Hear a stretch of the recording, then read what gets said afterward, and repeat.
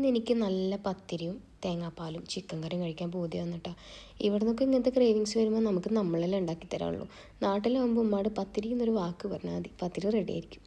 എന്തായാലും വല്ലാണ്ട് നിന്ന് വഴറ്റാൻ വയ്യാത്തതുകൊണ്ട് നമ്മൾ നല്ല എളുപ്പത്തിൽ ഒരു കുക്കർ ചിക്കൻ കറിയാണ് കേട്ടോ ഇന്ന് വെക്കാൻ പോകുന്നത്. ആത്തും ഇടയ്ക്കിടയ്ക്ക് ചിക്കൻ കറി എന്തായെന്ന് നോക്കാൻ വേണ്ടിയിട്ട് കിച്ചണിലേക്ക് വന്ന് നോക്കുന്നുണ്ടായിരുന്നു. അവൾക്ക് വിശക്കുന്നുണ്ടെന്ന് തോന്നുന്നു. ഞാൻ പഴം വാട്ടി ഉണ്ടാക്കി കൊടുത്തപ്പോൾ ആൾ കഴിച്ചില്ല. എന്നിട്ട് ഞാൻ ഫ്രിഡ്ജിൽ ഗ്രീക്ക് യോഗട്ട് ഇരിക്കുന്നുണ്ടായിരുന്നു. അത് കൊടുത്തപ്പോൾ പിന്നെ ആൾ സെറ്റായി ആളുടെ പണി നോക്കി പോയിട്ടാണ്. ഈ ചിക്കൻ ഞാൻ മുന്നേ ഉപ്പ്, കുരുമുളക്, മഞ്ഞൾപ്പൊടി ഇട്ടിട്ട് മാരിനേറ്റ് ചെയ്തിട്ട് ചിക്കൻ കറി ഉണ്ടാക്കാൻ വേണ്ടി മാരിനേറ്റ് ചെയ്തിട്ട് ഞാൻ ഫ്രീസറിൽ വെച്ചിട്ടുണ്ടായിരുന്നു കേട്ടോ.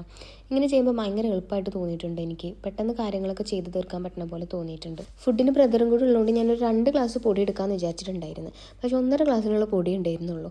ഇപ്പോഴത്തേക്ക് ഞങ്ങൾക്ക് ഇത് ഓക്കെ ആയിരിക്കും. പക്ഷേ ഞാൻ വിചാരിച്ച നാളെ രാവിലത്തേക്കും കൂടി മോസ്റ്റ്ലി ഞാൻ അങ്ങനെ ഉണ്ടാക്കി വെക്കാറ്. അപ്പോൾ അത് പറ്റില്ല എന്നുള്ളൂ കേട്ടോ. ആത്തൂനെ കൊണ്ട് ഇങ്ങനെ ചില ഉപകാരങ്ങളുണ്ട് കേട്ടോ. ഉള്ളിയൊക്കെ തോല് വിളിച്ചിരുന്ന അവളാണ് ഇപ്പോൾ.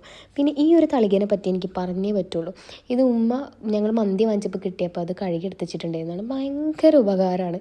യൂഷ്വലി ഞാൻ സ്ലാബൊക്കെ തുടച്ചിട്ട് അവിടെ നിന്നാണ് ഇങ്ങനെ പത്തിരിക്ക് കുഴക്കാറ്.